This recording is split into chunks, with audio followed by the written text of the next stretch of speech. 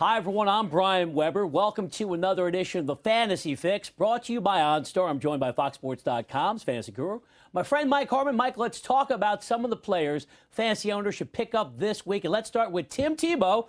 2 touchdowns in his NFL starting debut, and you like him again this week. I like him here because we've got the planet Houston. Yeah, I went Superman Very 2 contemporary on you. reference. Very timely. Hey, you know what? You're going up against the Houston secondary that can't stop anybody. The other thing is he'll tuck the ball, he'll run, and you saw last week. Completed as many passes well as rushing attempts. Gets out of the pocket, gets going. You're going to get those bonus points again. 10 yards rushing, like 25 passing. And then you've got the nice connection with Brandon Lloyd. We were a little afraid coming into last week. Beautiful 33-yard pass to the end zone. Gets it done, 4 for 79. I like the connection there. I think he can deliver in this spot. And I love it when you go with Superman 2, circa 1985.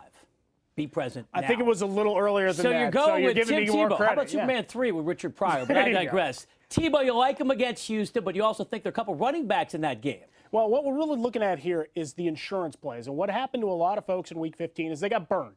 They didn't have the backup when you had the surprise deactivation of Adrian Peterson against the Bears. So we're going to make the preemptive strikes here. You're going to go get Derek Ward. Aaron Foster, hip and ankle injuries, probably going to play.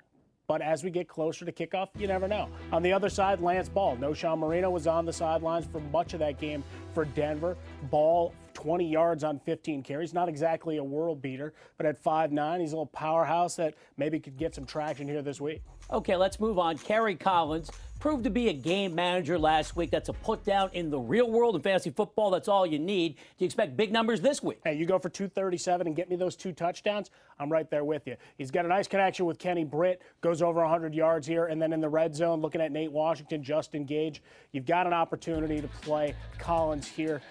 Look, you're not looking for the 303 scores. We're looking for that safe, consistent target. And with Chris Johnson also catching the ball out of the backfield, he's going to have his opportunity. Finally, Austin Collie got banged up again. Concussion number 3 in less than 2 months. So do fantasy owners need to pick up Blair White to fill that void? Well, we saw Blair White before Collie made his return. He'd been putting up solid numbers in a 4-game stretch, 16 receptions. Go back 5 weeks, 542 and 2 touchdowns against New England. And that game back in Week 9. So you're looking at an opportunity here to slide him back in. Look, Reggie Wayne's going to have tough competition on the outside against Asamoah, which means Peyton Manning's going to be looking at those other targets. Great stuff, and thank you for not saying the Blair White Project, because you've had the movie theme throughout this conversation. Well, you know, we try to that would be too get contemporary. all the pop culture things happened within the last 30 years. You know. That is it for this edition of the Fantasy Fix, brought to you by OnStar, safely connecting you in ways you never thought possible. For the very dialed-in Mike Harmon, when it comes to pop culture, I'm Brian Weber.